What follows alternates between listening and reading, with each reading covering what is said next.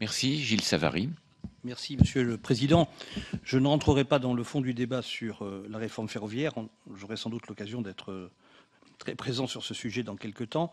Je voudrais simplement dire aux collègues que nous avons commencé les auditions, que ça éviterait peut-être des propos un peu trop véhéments, voire polémiques, peut-être, et des postures si ils étaient plus fréquemment à mes côtés. Je suis seul en général à auditionner des personnalités éminentes et je trouve que c'est bien dommage pour les collègues qui ne peuvent pas venir. Seul François-Michel Lambert m'a gratifié de sa présence lors de l'audition de M. Cardot. Mais hier, par exemple, il y avait M. Paquet qui aurait pu répondre utilement à des questions et qui ont fait polémique tout à l'heure sur la compatibilité de la réforme.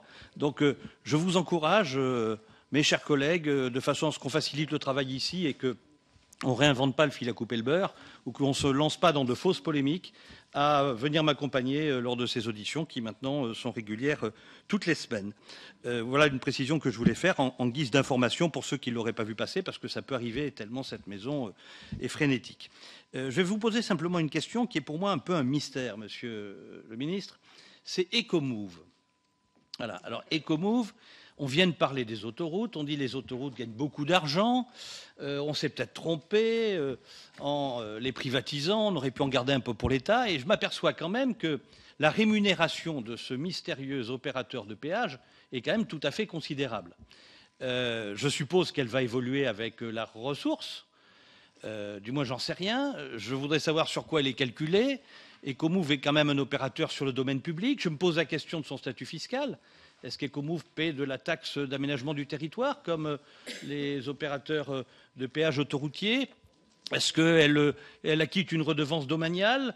Bref, quel est aujourd'hui le statut de cette formidable société qui doit être d'une prodigieuse efficacité pour bénéficier de telle largesse de l'État? Je sais que c'est un contrat qui est assuré dans la continuité républicaine de gouvernement à gouvernement, mais je trouve quand même que ça pèse beaucoup sur les comptes publics et donc je voudrais que vous puissiez, si c'était possible, clarifier la situation de cet opérateur.